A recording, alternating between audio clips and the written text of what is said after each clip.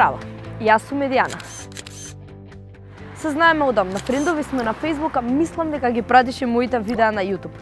Решив да прошетам бидејќи очиве ме заболеа од седење пред компјутер. Пишувам нешто за медиумска писменост. Порано бев тотално аут.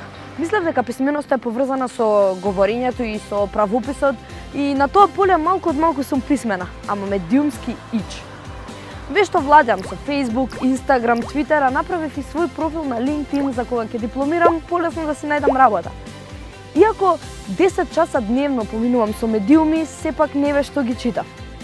Медиумската писменост е разбирање на медиумите, деконструкција, толкување и критичко вреднување на медиумската содржина.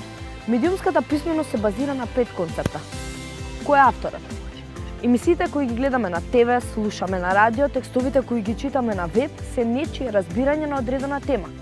Во една медиумска порака која е испратена има премногу кадри и искажани зборови кои се отфрлени, а ние за тоа не знаеме.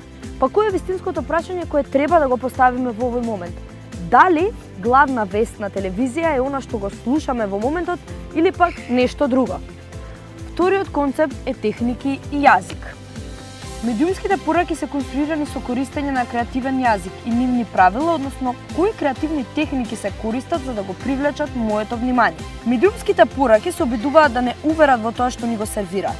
Секоја од нив си има своја естетика и реторика, каде покрај зборовите се користат звукот и сликата. Визуелните елементи како аголот на камерата, композицијата и невербалниот говор влијаат на медиумската порака и на тоа како ние ја доживуваме истата. Различните луѓе на различен начин ги доживуваат медиумските пораки. Нашите различности, независно дали се работи за образование, искуство, политичка или религиозна определба, влијаат на нашето разбирање на медиумите и медиумските пораки. Но сите пораки се креирани за одредена публика со цел да се влијае на нивното мислење за некоја определена причина. Медиумските пораки не се неутрални, ниту некогаш ќе бидат. Тие наметнуваат своји стилови, вредности и ставови. Неретко последиците од нив се генерализација, создавање стереотипи и предрасуди, иако очекуваме балансни идеи и различни точки на гледање. Која е целта на медиумските пораки? Поголемиот дел од нив се насочени кон создавање профит и моќ. И редно време е да прашаме зошто медиумските пораки се насочени токму кон нас. Медиумите нас не образуваат, не информираат и не забавуваат, но имаат за цел да не уверат во она што го нудат. Затоа е значајно да можеме да ја процениме намерата, да видиме дали е таа видлива или допрва треба да ја откриеме. Секојдневно гледаме телевизија, слушаме радио и читаме вести и портали, за да се информираме и образуваме.